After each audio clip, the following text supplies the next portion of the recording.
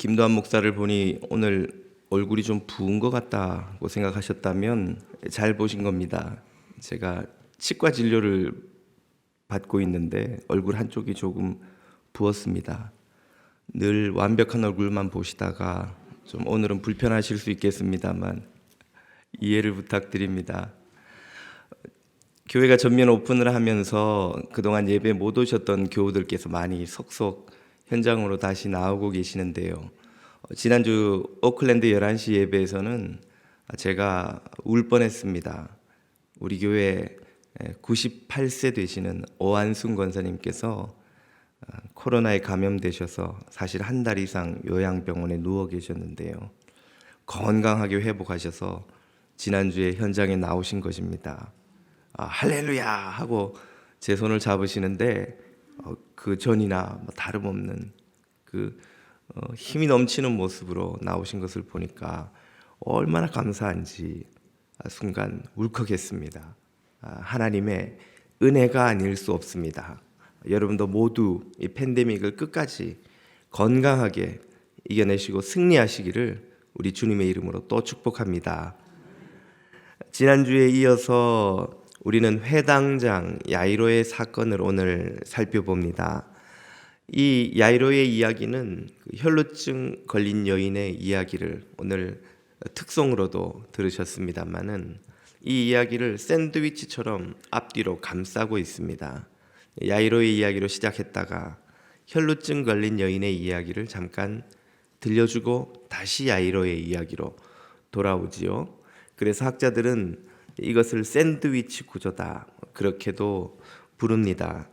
지난주에는 가운데 있었던 혈루증 걸린 여인의 이야기를 살펴보았다면 오늘은 그 앞뒤로 둘러싸고 있는 회당장 야이로의 이야기를 살펴봅니다.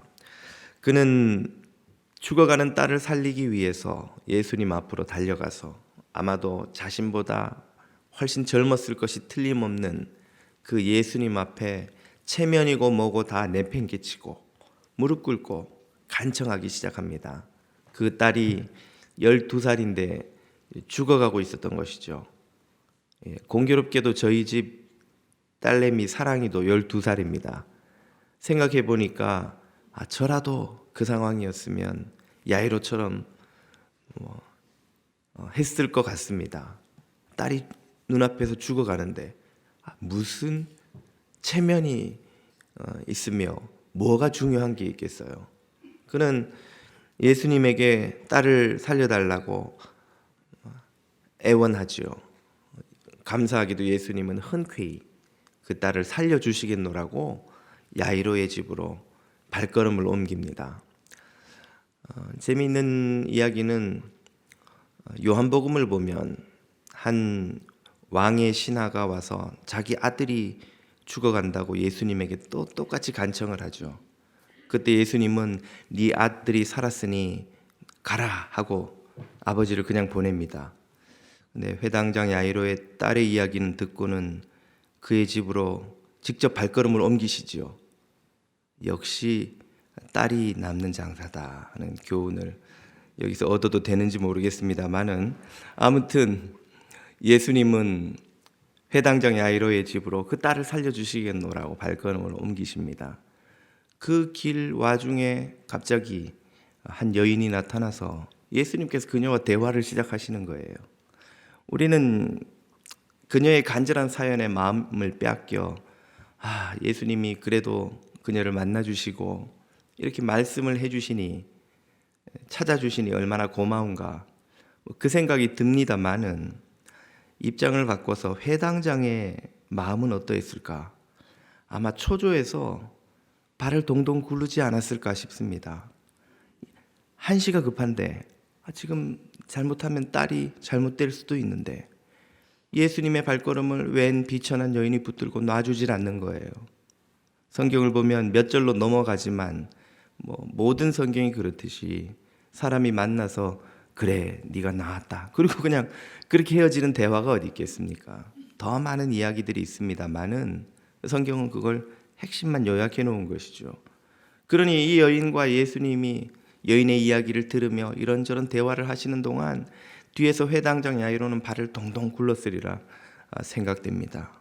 이제나 저제나 빨리 예수님이 대화를 끝내시고 우리 집으로 발걸음을 옮겨주셔야 할 터인데 왜 이 여자를 붙들고 이렇게 오래 시간을 끄시는 것인가, 막 속이 타서 어쩔 줄을 몰라 하고 있는데, 아니나 다를까 집에서 달려온 사람이 야이로에게 이미 딸이 죽었으니, 늦었으니, 끝났으니 이제는 저 예수라는 랍비를 더 괴롭게 하지 말라고 말을 전해온 것입니다. 눈앞이 캄캄하고 머릿속이 하얘지더니 다리에 힘이 풀려 털썩 주저앉고만 싶은 심정이었습니다. 후들후들 다리가 떨리고 모든 것이 끝났다는 생각에 얼마나 절망스러웠을지요.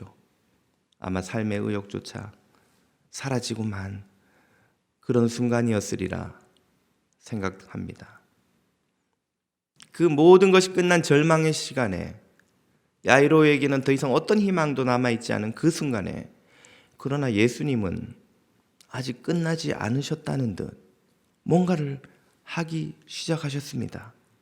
야이로에겐 다 끝났는데 예수님에겐 끝나지 않았던 것이죠.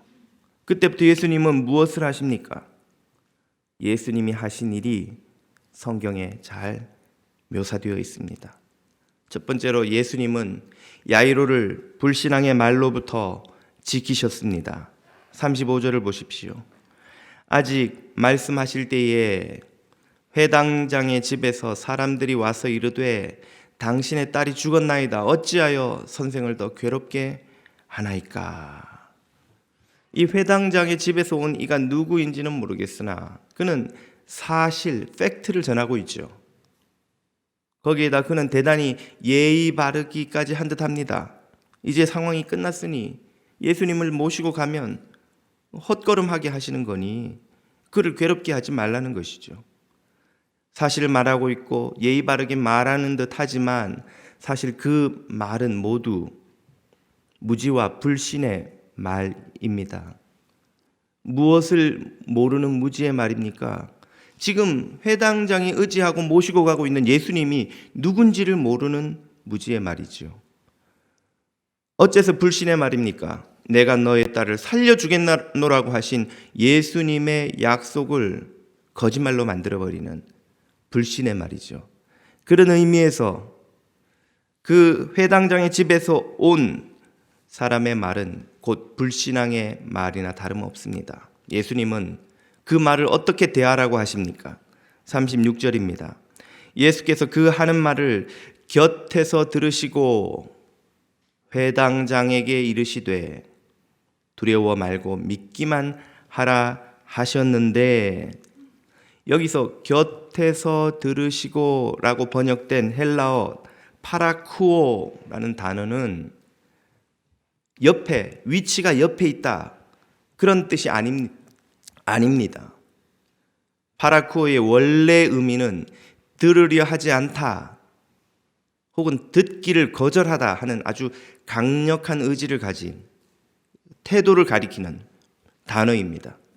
이 파라쿠오라는 단어는 신약 성경 전체에서 이 구절 외에 딱 한 곳에서 더 쓰였습니다. 마태복음 18장 17절이 그곳인데요. 거기에는 이렇게 나와 있습니다. 만일 그들의 말도 듣지 않거든. 이때 파라쿠오가 쓰였습니다. 똑같은 단어입니다. 교회의 말하고 교회의 말도 듣지 않거든. 이때도 파라쿠오가 쓰였습니다. 똑같은 단어입니다. 여기에는 원어의 뜻에 정확하게 번역이 된 거죠. 듣지 않거든. 파라쿠오의 원래 뜻은 듣지 않는 거예요. 귀를 닫아버리는 거예요. 예수님은 곁에서 들으신 게 아니라 그 회당장의 집에서 온 사람의 말을 듣지 않으신 거예요. 듣지 않으셨다는 말은 고막이 진동하지 않았다는 뜻이 아니죠. 진동해서 그 의미가 예수님에게도 전달이 되었으나, 그러나 예수님은 그 말을 받아들이기를 거절하셨다는 말이죠. 이 원어의 뜻을 충실히 살려서 공동 번역은 이렇게 좀 다른 뉘앙스로 해석해 놓고 있습니다. 본문 36절을 공동번역 개정판으로 보십시오. 예수께서는 이 말을 들은 채도 아니하시고, 파라쿠오의 뜻을 살리면 예수님은 옆에서 들으신 게 아니라 들은 채도 하지 않으셨다는 말이에요. 그리고 회당장에게 이르시기를 걱정하지 말고. 왜 걱정합니까? 이 말을 들었기 때문이 아니겠어요? 그 집에서 온 사람의 말을 들으니까 모든 게 끝나버린 거예요. 이제 예수님을 모시고 가는 일은 소용이 없는 거예요. 그에게는 희망이 더 이상 남아있지 않은 거예요. 그러니 두려워하고 걱정하는 게 당연한 일이죠.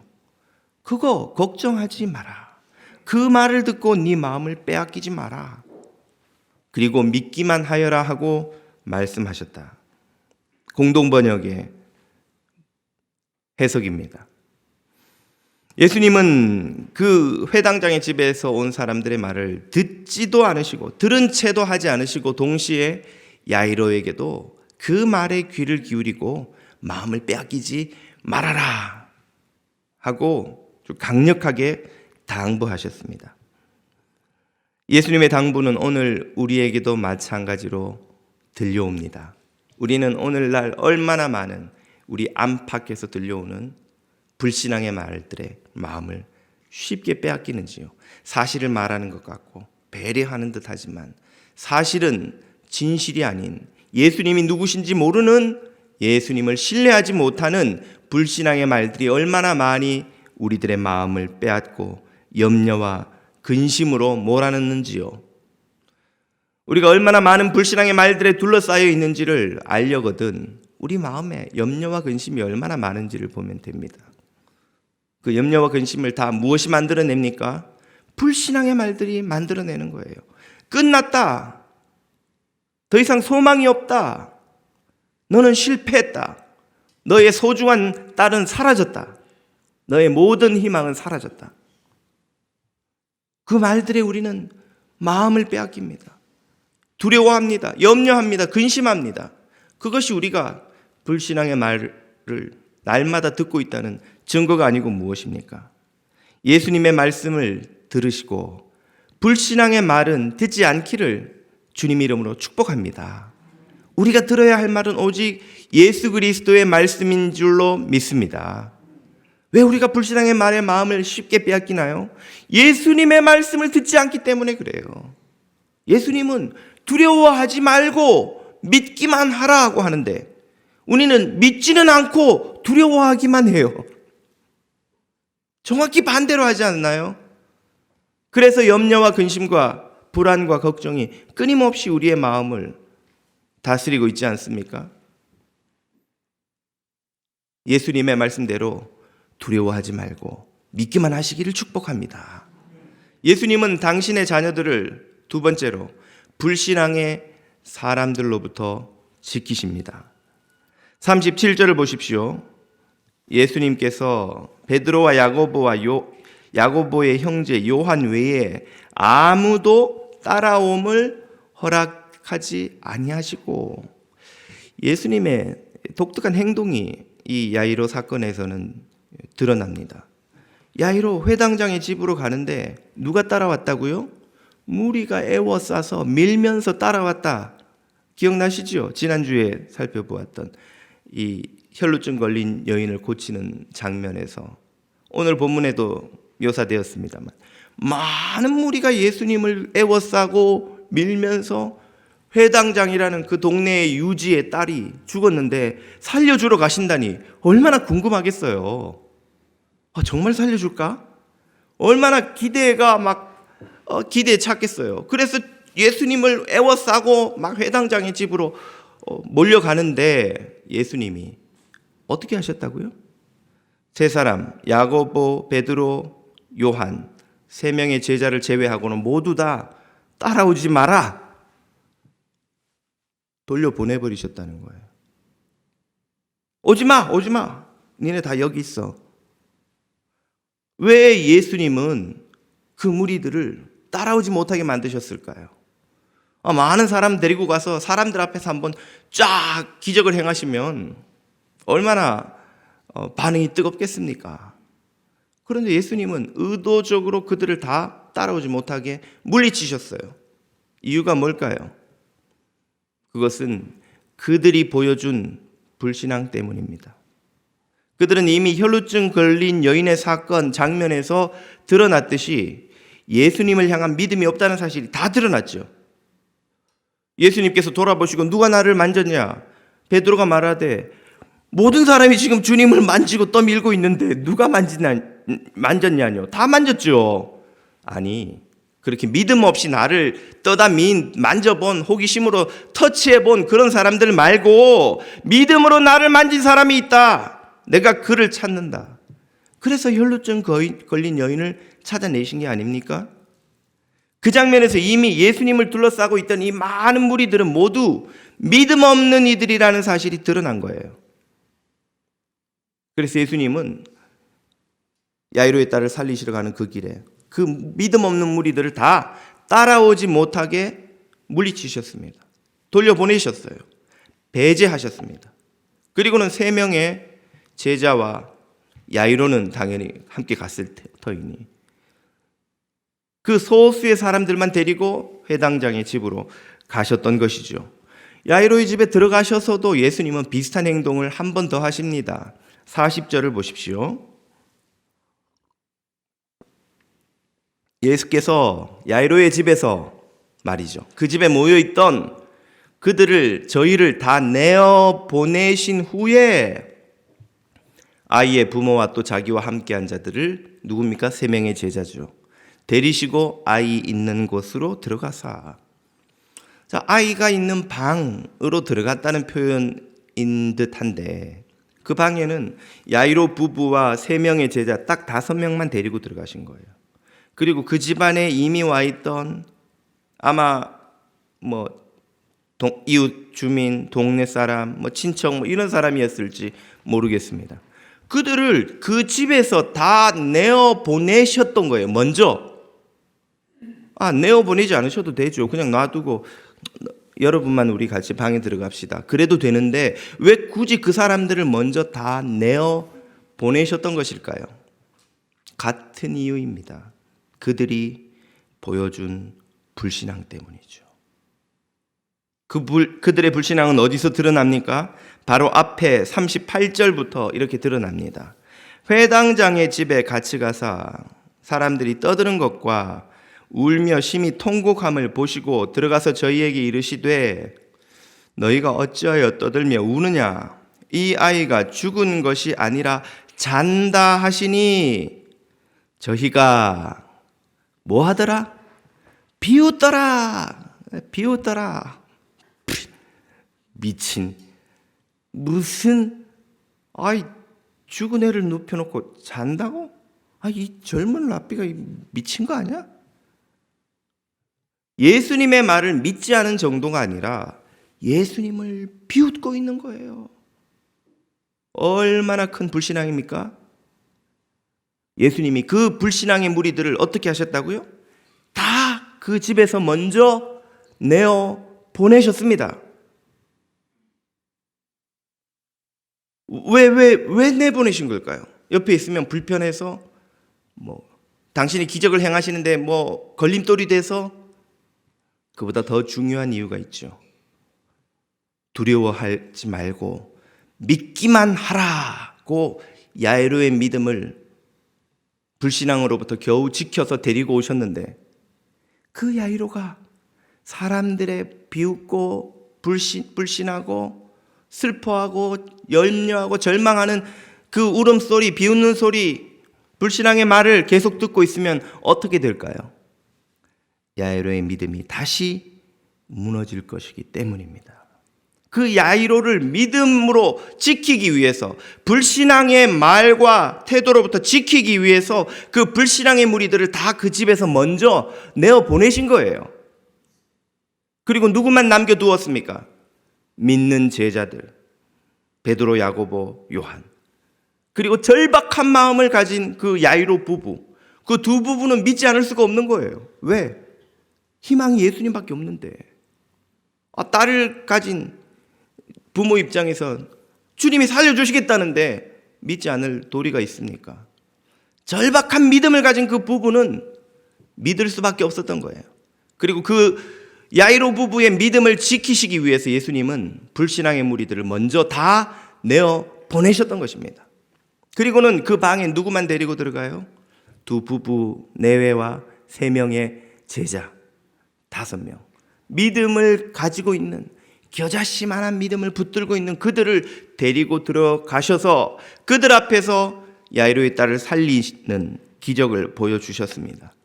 그들을 구원의 장소, 부활의 장소로 초청하셔서 그들의 믿음을 더 견고하게 해주셨던 것이죠.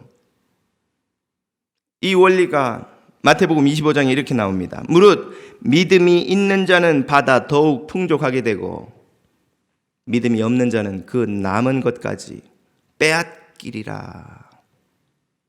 믿음이 있는 자들이 하나님의 구원 역사에 초청을 받고 더 견고한 믿음으로 들어가게 됩니다. 예수님은 왜 이토록 야이로 내외를 그리고 제자들을 불신앙의 말, 불신앙의 사람들로부터 지키려고 애쓰신 것일까요? 불신앙의 말과 사람이 가진 위험함 때문입니다. 불신앙의 사람은 하나님의 일을 모릅니다. 하나님의 일에 무관심합니다. 말씀에 무지합니다. 진리를 외면합니다. 욕심과 허영으로 살아갑니다. 그래서 하나님의 구원 역사를 오히려 방해하죠. 변화받기 전 사울처럼 하나님의 이름으로 성도들을 박해합니다. 성경은 이들을 멀리하라고 가르치죠. 잠언 22장을 보십시오. 노를 품는 자와 사귀지 말며 울분한 자와 동행하지 말지니 그 행위를 본받아서 내 영혼을 올무에 빠칠까 두려움이니라. 불신앙으로 살아가는 이와 가까이 있으면 그들에게 그 마음과 태도와 말을 영향을 받아 본받는다는 거예요.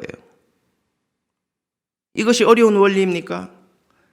여러분, 자녀를 학교에서 마약 파는 아이와 친구 만들고 싶으신 분이 있으면 한번 손들어 보십시오. 여러분 아이를 동네에서 싸움질하고 다니는 조직폭력배와 친구 만들고 싶은 분이 있으면 한번 손들어 보십시오. 왜 그렇게 하지 않습니까? 함께 다니면 금방 나쁜 것을 배울 것이 틀림없기 때문입니다. 불신앙의 말은 전염성이 강합니다. 불신앙의 말은 돌팔매처럼 믿음의 탑에 금을 가게 만들고 마침내 무너지게 만들지요. 하나님의 능력을 모르고 하나님의 사랑을 모르고 하나님의 은혜를 모르는 사람의 말은 합리적인 것 같지만 걱정과 두려움을 퍼뜨립니다. 염려하는 척하지만 불만과 미움을 퍼뜨립니다. 경건한 척하지만 냉소와 회의를 세상에 퍼뜨리죠. 코비드 팬데믹보다 더 무서운 것이 불신앙의 팬데믹입니다. 코비드 비말보다 불신앙의 비말이 더 무섭고 위험합니다. 코비드를 막기 위해 소셜 디스턴싱을 해야 하듯 불신앙으로부터 자신을 지키기 위해 소셜 디스턴싱을 해야 합니다. 불신앙의 말인지 불신앙의 사람인지 어떻게 구분합니까? 그의 말을 계속 듣고 그와 대화를 해보십시오. 내 마음에 평화와 기쁨과 감사와 찬양이 넘쳐나는가? 불만과 원망과 비난과 다툼과 정죄가 늘어나는가? 그것이 바로 바로미터, 판단 기준입니다. 믿음의 말은 우리 안에 찬양을 불러일으키고 감사를 불러일으키고 평화와 화목과 은혜를 경험하게 만듭니다. 불신앙의 말은 그 반대지요. 평생 한국에 존경받는 원로로 목회하시고 은퇴하신 원로 이동원 목사님이 설교 중에 하셨던 말씀이 기억납니다. 말 많이 하는 사람치고 교회에 유익한 사람을 내 평생 목회하며 본 적이 없다. 예외 없이 교회에 유익한 사람은 말 대신 기도를 하는 사람이다. 말이 많으면 실언이 많습니다. 불신앙의 말도 많습니다. 왜일까요? 우리 안에는 애초부터 믿음이라는 게 없어요. 우리는 기본적으로 모두 불신앙의 사람들입니다. 기도하면 말이 사라집니다. 남은 말도 신앙의 말로 바뀝니다. 성령님의 말로 바뀝니다. 부활의 기적을 경험케 만들어줍니다. 성경은 그러므로 우리가 믿음의 공동체와 함께하라고 권면하시죠. 디모데후서 2장입니다. 또한 너는 청년의 정욕을 피하고 주를 깨끗한 마음으로 부르는 자들과 함께 의와 믿음과 사랑과 화평을 쫓으라. 거룩한 성도의 공동체에 연합하여 그들과 하나님 나라를 위해 기도하고 하나님 나라를 위해 섬기라는 말이죠. 거룩한 공동체는 성령의 집입니다. 구원의 역사와 부활의 역사를 경험케 합니다. 여러분의 마음이 불신앙의 말 사람에게 빼앗기지 않도록 지키시기를 축복합니다. 성령님이 거하시는 거룩한 집이 되시기를 주님 이름으로 축복합니다. 주님은 우리를 불신앙의 말과 불신앙의 사람으로부터 지켜내신 후에 마지막으로 우리를 믿음의 자리로 인도하십니다. 본문 36절을 보십시오. 예수께서 그 하는 말을 곁에서 들으시고 회당장에게 이르시되 두려워 말고 믿기만 하라 하시고, 예수님은 불신앙의 말, 불신앙의 사람으로부터 야이로를 지키신 후에 그에게 무엇을 요구하셨습니까? 믿기만 하라는 거예요. 믿기만 하라. 뭘 믿으라는 겁니까? 도대체 누구를, 어떤 걸 믿어야 하는 것이죠? 예수님이 누구신지를, 예수님을 어떤 분으로 믿어야 하는지를 바로 본문 41절이 이렇게 보여줍니다. 41절, 예수께서 그 아이의 손을 잡으시고 이르시되 달리다쿰, 아람어로 달리다쿰 하시니, 이 말을 번역하면 곧 내가 내게 말하노니 소녀야 일어나라 하심이라. 소녀가 곧 일어나서 걸으니.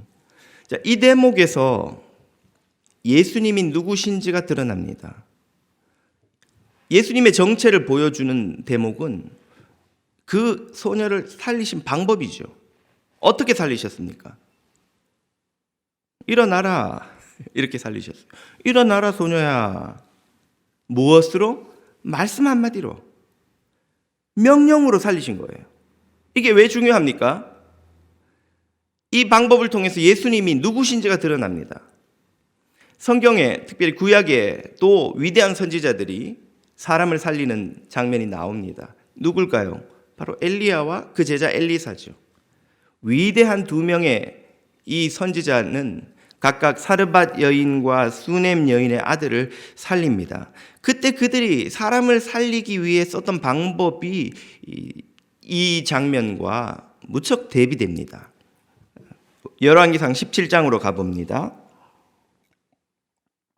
엘리야가 그 아이 위에 몸을 3번 펴서 엎드리고 여호와께 부르짖어 이르되 나의 하나님 여호와여, 원컨대 이 아이의 혼으로 그 몸에 돌아오게 하옵소서 하니, 여호와께서 엘리야의 소리를 들으시고 그 아이의 혼이 몸으로 돌아오고 살아난지라. 자, 렘브란트가 그린 거죠. 제가 기억이 가물가물한데 아무튼 이 그림에서 보여주듯이 엘리야는 아이를 살리기 위해 무엇을 했습니까? 2가지를 했어요. 첫 번째는 기도, 두 번째는 자신의 몸을 아이 몸 위에 펴서 엎드리는 의식, 일종의, 이걸 뭐라고 해야 될까요? 세레모니 같은 겁니다. 그걸 몇 번? 3번 했다고 그랬습니다. 기도하고 3번 그 아이 몸 위에 자신을 엎드려서 아이를 살리죠. 똑같이 그의 제자 엘리사도 수넴 여인의 아들을 살리는데 이번에는 그 횟수가 2번으로 줄어듭니다. 열왕기 하 4장으로 갑니다. 엘리사가 여호와께 기도하고 그 아이의 위에 올라 엎드려 자기 입을 그 입에, 자기 눈을 그 눈에, 자기 손을 그 손에 대고 그 몸에 엎드리니 다시 아이 위에 올라 엎드리니 아이가 7번 재채기하고 눈을 뜨는지라. 엘리야가 했던 것과 똑같은 방법을 쓰는데 엘리사는 2번 만에 아이가 살아납니다. 아마도 엘리야가 떠나고 난 후에 하나님께 구하기를 스승님의 영감에 갑절을 내게 주옵소서 하는 기도를 드렸고 그 응답 때문이 아닐까 그렇게 짐작해 볼 수 있습니다. 아무튼 엘리사 역시 아이를 살리기 위해 뭐가 필요했나요? 기도가 필요했어요. 그 다음엔 의식이 필요했습니다. 이 의식은 그 고대 세계의 의학이 발달하지 않았던 고대 세계에 사람들이 썼던 일종의 주술적인 방법이요 민간요법이라고 이해하시면 됩니다. 요즘 말로 번역하자면 이거예요. 약 먹이고 수술했다 그 뜻입니다. 그 당시에 사람들이 의학이 병이 어떻게 발생해서 어떻게 진전돼서 어떻게 사람을 해치는지 모르는 시대에 이 병을 다스리는 방식으로 그 당시 사람들이 가지고 있었던 일종의 민간요법인 거예요. 사람의 자신의 그 살아있는 사람의 체온, 온기, 기를 죽어있는 사람에게 나누어 줌으로써 그 사람을 살릴 수 있을 거라고 사람들이 여겼던 그 당시로서는 일종의 주술이면서 오늘 우리로 치자면 이 아이를 살리기 위해 그들이 하는 민간요법, 할 수 있는 모든 걸 다 해보는 민간요법이라고 볼 수가 있어요. 요즘 말로 하면 엘리야와 엘리사는 간절히 기도하고 아이를 병원에 데리고 가서 약 먹이고 치료하고 수술했다 그 뜻이에요. 자, 엘리야와 엘리사는 이렇게 아이를 살리기 위해서 이런 방법이 필요했어요. 기도도 필요했고 이런 주술적인 민간요법도 필요했고 그렇게 하고서도 이 엘리야와 엘리사는 몇 명의 사람을 살렸습니까? 그들의 생애에 딱 한 명, 각각 사르밧 여인과 수넴 여인의 아들 밖에는 살리지 못했습니다. 딱 한 명씩, 엘리야 한 명, 엘리사 한 명. 그런데 예수님은 우리가 알다시피 이 회당장 야이로의 딸뿐 아니라 나사로, 마리아와 마르다의 오빠 나사로를 살리시죠. 나인성 과부의 아들을 살리시죠. 살리시는 방법도 내가 내 생애 동안 공생애 3년이니까 3명만 살리자. 1년에 1명씩. 그래서 하신 게 아니라 가시다가 그들이 와서 간청하는 것을 보고 나인성 과부의 그 흐느끼는 모습에 마음이 그만 움직이셔서 지나가시다가 살려주신 거예요. 그 말은 예수님은 마음만 먹으셨으면 한 달에 1명씩이라도 살려내시고 얼마든지 더 살려내실 수 있었다는 뜻이에요. 그리고 예수님이 그 세 사람을 살리기 위해서 하신 일의 전부는 뭘까요? A word. 한마디. 그냥 나오지? 그걸로 예수님은 죽은 이를 살려버리신 거예요. 나사로를 살리실 때 어떻게 하셨나요? 요한복음 11장 이 말씀을 하시고 큰 소리로 나사로야 나오라 부르시니 나사로가 예 아이고 주님 저 여기 있습니다 하고 나오는 거예요. 나인성 과부의 아들은요 누가복음 7장입니다. 예수께서 나인성 과부의 죽은 아들에게 이르시되 청년아 내가 내게 말하노니 일어나라. 아이고 야 일어나 니네 엄마 얼마나 마음이 아프겠냐. 넌 지금 죽지 말고 그냥 일어나라 하시니 그 젊은이가 일어나 살아난 거예요.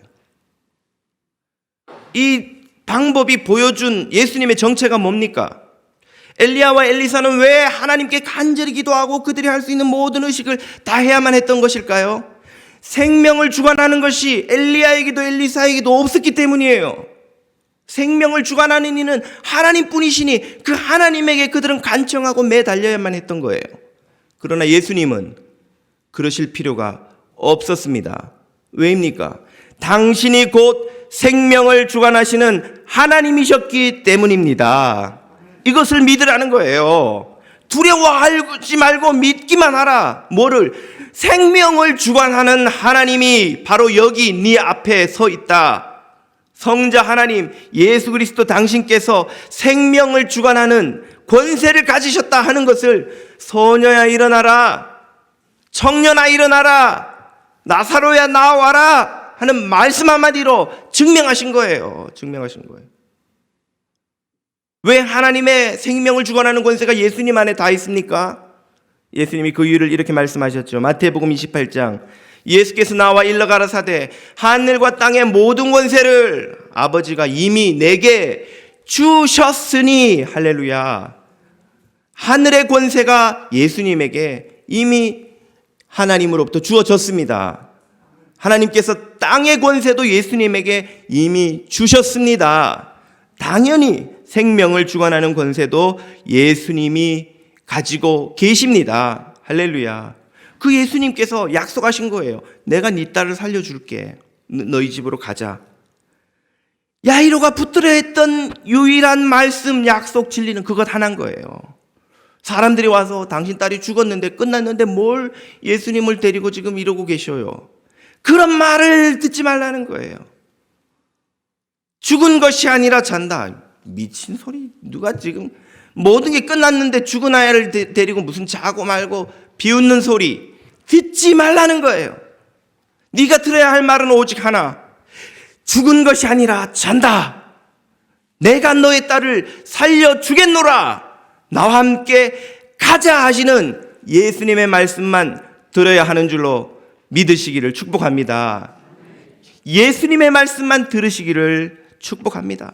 달리다 굼 소녀야 일어나라 하시면 죽은 소녀도 살아나며 끝난 상황도 새로 시작되며 끝난 역사도 새롭게 시작될 줄로 믿습니다. 그것이 생명을 주관하시는 예수님, 하늘과 땅의 권세를 모두 가지신 예수님의 권세인 것이죠. 오늘 우리의 삶이 추락하고 실패하고 좌절하고 낙심하고 끝났고 망했고 이제는 재기할 수 없고 모든 것이 끝났다고 마귀가 우리의 마음에 속삭일 때에, 환경이 주장할 때에, 세상이 우리에게 외쳐댈 때에 예수 그리스도께서 하시는 말씀은 두려워하지 말고 믿기만 하라는 것입니다. 여러분 두려워하지 마시기를 축복합니다. 예수님의 권세를 믿으시기를 축복합니다. 주님께서 살려주겠나라고 하시면 살아날 줄 믿으시기를 축복합니다. 그것을 바라보는 자는 구원의 역사에 초청받고 부활의 현장에 초청받고 살아나는 것을 경험하게 되는 것입니다. 끝났다고 생각할 때 끝난 것이 아닙니다. 예수님께서 끝났다고 하지 않으시면 세상 무엇도 끝난 것이 없습니다. 예수님의 약속이 있는 한 새로운 부활의 시작이 있는 것을 믿으시기를 축복합니다. 이런 믿음을 가진 성도들은 생명의 주관자, 역사의 주관자이신 예수님께서 죽은 딸이라도 살리시는 기적을 눈앞에서 보게 될 줄 믿습니다. 이런 믿음이 저와 여러분에게 있습니까? 이런 믿음이 있다면 우리가 왜 두려워하며 떨며 걱정하며 근심하고 있을 것인지요. 두려워하지 말고 예수님의 권세를 믿기만 하심으로 부활의 기적을 경험하시는 성도 여러분이 다 되시기를 주님 이름으로 축복합니다. 기도드리겠습니다.